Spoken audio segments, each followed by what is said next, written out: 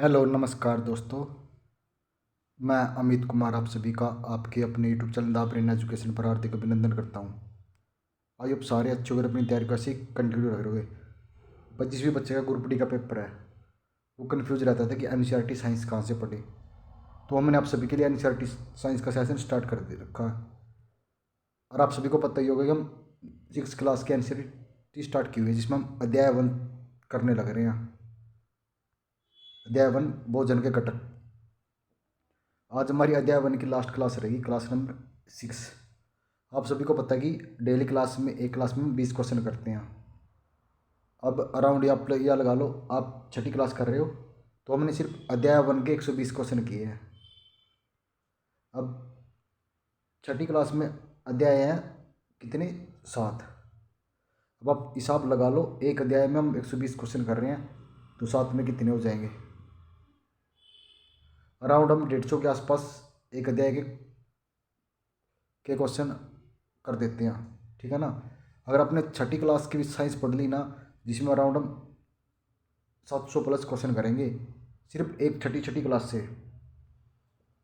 उसके बाद फिर 7वीं जैसे जैसे इंक्रीज करते जाएंगे, 8वीं 9वीं 10वीं, तो क्वेश्चनों का लेवल भी उसमें क्योंकि बढ़ता चला जाता है। और 9th और 10th में तो ये लगा लो हम अराउंड आपको 9th और 10th दोनों क्लास के 5000 के करीब क्वेश्चन करवा देंगे एनसीईआरटी साइंस के। अगर आपने ये सेशन अच्छा लग रहा है तो एक बार आप इस सेशन को जो हरियाणा में यूट्यूब पर चला है ना आजकल ट्रेंडिंग में कि एनसीईआरटी साइंस यहाँ से पढ़ो वो पढ़ो, उन क्वेश्चनों से और इन क्वेश्चनों को मैच करके देखना। अगर आपको कुछ अलग लगे तो जुड़ जाना, नहीं तो भाई कोई ज़रूरत ही नहीं है। अगर आप भाई चाहते हो कि हमें सिलेबस जल्दी करना है तो डेली की हम 3 क्लास कर देंगे, मॉर्निंग आफ्टरनून और इवनिंग एनसीईआरटी साइंस की, अगर आप सभी कमेंट करोगे। क्योंकि भाई एक क्लास तैयार करने के लिए बहुत सारा टाइम लगता है, ठीक है ना। और मैंने तो आपको इस टिकट सेशन स्टार्ट करने की सोच रखी है, लेकिन आपका रिस्पॉन्स डाउन होता जा रहा है। अगर आप भाई, सबसे मेन चीज़ है कि टीचर को भी मोटिवेट की जरूरत पड़ती है ना। अगर बच्चे सपोर्ट करेंगे तो टीचर और अच्छा ज़्यादा काम करता है। अब आप पर डिपेंड है कि आपने क्या करना है। अगर आप इस सेशन को लाइक शेयर और सब्सक्राइब करोगे चैनल को, भाई मैं तैयार हूँ आपको एक मंथ में एनसीईआरटी साइंस का एक बार सिलेबस करवा दूंगा, और अगले मंथ से आपका डेली का रिवीजन। चलो अपनी क्लास की शुरुआत करते हैं। और आपको पता ही होगा हम 10 मिनट में रिवीजन कर रहे हैं, इससे ज़्यादा तो हम क्या ही कर सकते हैं भाई। आज आपका पहला क्वेश्चन है, बेरी बेरी रोग खालिस्तान में विटामिन की कमी का कारण होता है। भाई मोस्ट इंपॉर्टेंट क्वेश्चन है बेरी बेरी। आपने एक चीज़ नोट की होगी इसमें हमने मोस्टली एक तो रोग और विटामिन, क्योंकि देखो छठी क्लास में भी यही टॉपिक है, 7वीं में यही है, और 8वीं में भी यही है, 9वीं में और 10वीं में भी। लेकिन ये पहले इजी चल रहे हैं, फिर थोड़े मॉडरेट चलेंगे और फिर हार्ड क्वेश्चन चलेंगे। क्योंकि इस हिसाब से एनसीईआरटी की पहले इजी, पहले पहला स्टेप जैसे ये पढ़ी होगी ना, पहले ही आपको पहला स्टेप चढ़ाएगी, फिर दूसरा, फिर तीसरा, फिर चौथा। अगर आपने भाई 10th क्लास तक एनसीईआरटी कर ली ना, 15 क्वेश्चन आने साइंस के, अगर अच्छे से कर ली तो भाई 15 से 15 आप करेक्ट कर जाओगे। तो बताओ, बेरी बेरी रोग खालिस्तान विटामिन की कमी का कारण होता है, तो बेरी बेरी विटामिन बी की कमी से कारण होता है। बी से बेरी, बी से विटामिन बी, तो बेरी बेरी रोग विटामिन बी की कमी का कारण होता है। और आप सभी ने अगर अपने इस क्लास की रिवीजन करना है तो भाई द ब्रेन एजुकेशन चैनल है हमारा टेलीग्राम, या तो उसको ज्वाइन कर लो, या आप कमेंट कर देना, मैं आपको लिंक प्रोवाइड करवा दूंगा, वहाँ से आप इस पीडीएफ को डाउनलोड करके अपना सेव कर सकते हो। क्योंकि अगर आपने एक बार क्लास देख ली और एक बार पीडीएफ से रिवीजन कर लिया, भाई आपने कहीं और से पढ़ने की जरूरत ही नहीं पड़ेगी ना। केले से हमें क्या मिलता है, मोस्ट इंपॉर्टेंट क्वेश्चन, तो केले से हमें मिलता है फास्फोरस। केले से हमें क्या मिलता है, केले से हमें मिलता है फास्फोरस। खालिस्तान के फल का खाद्य रूप में उपयोग किया जाता है, तो वही कौन से फल है, देखते हैं। केला, अमरूद और सेब, इन सभी का हम खाद्य रूप में प्रयोग करते हैं। किण्वित किस भोजन का उदाहरण है, मोस्ट इंपॉर्टेंट भाई, किण्वित किस भोजन का उदाहरण है, तो ये इडली का। इडली किसका उदाहरण है? किन्वित भोजन भोजन का। रुक्षांश की भित्ति को खलिस्तान भी कहते हैं। जो रुक्षांश होता है ना उसकी भित्ति को क्या कहा जाता है? ये रुक्षांश वाला पॉइंट मोस्ट इंपॉर्टेंट है। रुक्षांश से जितने क्वेश्चन बनते हैं वो सभी आपको कवर करवा दिए, एक क्वेश्चन पक्का पूछा जाएगा। रुक्षांश की भित्ति को खलिस्तान भी कहते हैं, तो इसे सेलुलोज भित्ति भी कहते हैं। रक्त के जमाने में सहायक पोषक तत्व कौन सा है? रक्त के जमाने में सहायक पोषक तत्व हीमोग्लोबिन के जमाने में कौन सा है? विटामिन की कमी के कारण हीमोग्लोबिन जमता है। खनिज शरीर में उपयुक्त होता है, तो जो खनिज है नहीं हमारे शरीर में कैसे उपयुक्त होता है, किस फॉर्म में होता है? कैल्शियम में होता है, मैग्नीशियम में, क्लोरीन में, तो उपरोक्त सभी में होता है। तो कैल्शियम में भी होता है, मैग्नीशियम में भी और क्लोरीन में भी। खलिस्तान विटामिन डी की कमी के कारण, तो विटामिन डी की कमी के कारण क्या होता है? देखते हैं किसी बच्चे को पता है। 8 नंबर क्वेश्चन का आंसर करो। विटामिन डी की कमी के कारण, इस कमी के कारण क्या होता है? सूखा रोग होता है।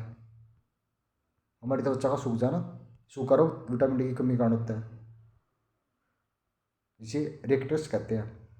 पौष्टिक भोजन की आवश्यकता के लिए होती है, तो पौष्टिक भोजन की आवश्यकता किसके लिए होती है?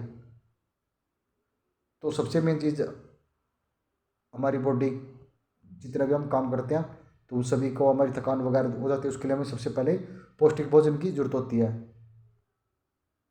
तो ये चीज़ है ना, वृद्धि के लिए, ऊर्जा प्राप्त करने के लिए और स्वस्थ रहने के लिए। खलिस्तान बीज को अंकुरित किया जा सकता है। मोस्ट इंपॉर्टेंट क्वेश्चन है भाई, अंकुरित बीज कौन सा है बताओ?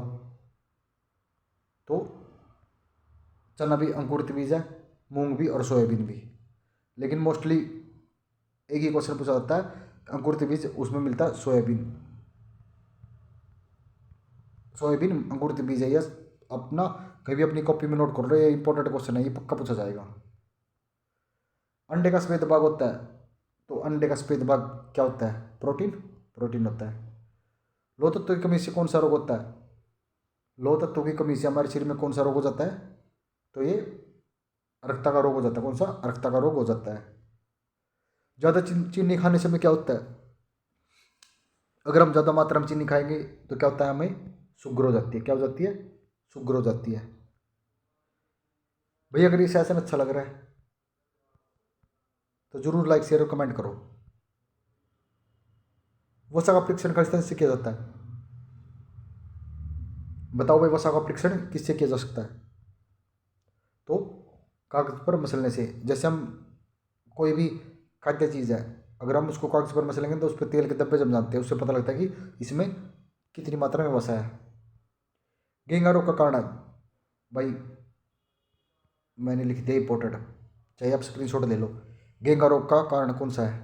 तो आयोडीन की कमी के कारण हमें गेंगा रोग होता है। किसी कारण? आयोडीन, जिसे हम नमक कहते हैं। विटामिन डी की कमी से कौन सा रोग होता है? तो विटामिन डी की कमी से कौन सा रोग होता है? सूखा रोग। खनिजों से खालिस्तान होते हैं, खनिजों से क्या होते हैं? तो ये हमारी हड्डी और दांतों में, मांसपेशियां और हार्मोन, इन सभी में खनिज होना चाहिए ना। शरीरवर्धक भोजन में भरपूर होना चाहिए। शरीरवर्धक भोजन में क्या होना चाहिए? भरपूर मात्रा में प्रोटीन। ये रिपीट क्वेश्चन है, शरीरवर्धक भोजन में क्या होना चाहिए? तो इसमें प्रोटीन होना चाहिए। भाई आई होप को ये सेशन अच्छा लगा होगा। भाई अगर ये सेशन अच्छा लगा तो भाई प्लीज़ लाइक शेयर कमेंट करना। आज हमने 6ठी क्लास का एक अध्याय कंप्लीट कर लिया, कल से हम दूसरा अध्याय स्टार्ट कर देंगे।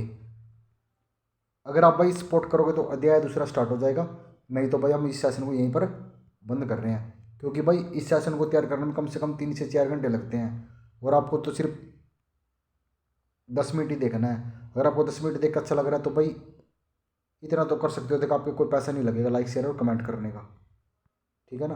अगर आप भाई सपोर्ट करोगे तो भी जाके कुछ हो सकता है ना, क्योंकि भाई हमें भी आपके सपोर्ट की जरूरत है, जिससे हमें हमें भी मोटिवेट मिलता रहता है कि हाँ बच्चे हमें सपोर्ट कर रहे हैं। अगर भाई सपोर्ट ही नहीं करेगा तो फिर टीचर अकेला कुछ नहीं कर सकता। और ये चीज़ आपको कहीं भी नहीं मिलेगी भाई, जो चीज़ हम करवाने लग रहे हैं, चाहे आपको ये झूठ लगे चाहे कुछ भी लगे, लेकिन ये चीज़ आपको कहीं पे भी नहीं मिलेगी। ये हमारा चैलेंज लगा लो चाहे कुछ भी लगा लो, क्योंकि भाई ये एनसीईआरटी है। हर कोई बोलता है कि एनसीईआरटी पढ़ा दो, एनसीईआरटी पढ़ा दो, लेकिन जो पढ़ाने लग रहा है उसको आप कदर नहीं कर रहे। और मैंने एक चीज़ देखी है कि फ्री के कंटेंट की कोई कदर नहीं करता। अगर ये क्लास कोई पेड में करवाता तो भाई भर के व्यू आते, आप एक दो को और जोड़ते। अगर आप एक देख रहे हो 5 को और बताते, वो 5 10 को बताता। और भाई आपके पास तो इतने सारे, कम से कम हर बच्चे के पास 20 20 से 50 ग्रुप होते हैं। अगर आप डेली उनमें वीडियो शेयर कर दोगे, शेयर करने से आपका ना तो पैसा लगता ना कुछ आता। देखते हैं भाई, आज ये शायद आपके लास्ट क्लास ही रहे, क्योंकि आप सपोर्ट तो कर ही नहीं रहे, और आपकी सपोर्ट के बिना में भी भाई वीडियो बनाने का मन नहीं करता। ठीक है ना, इससे बेटर है कि हम 3 4 घंटे जो इस PDF पे दे रहे हैं ना, हम खुद पढ़ लें। आई थिंक यही चीज़ बेटर रहेगी ना, कि हम खुद ही पढ़ लें, क्योंकि फ्री के कंटेंट की कोई कदर नहीं है। ये चीज़ मैंने एक चीज़ अब तो नोट कर ली कि फ्री कंटेंट की कोई कदर नहीं है।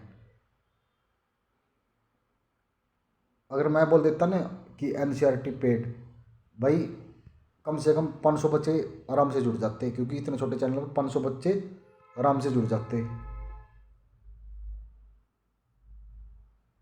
और कल से शायद भाई ये मैं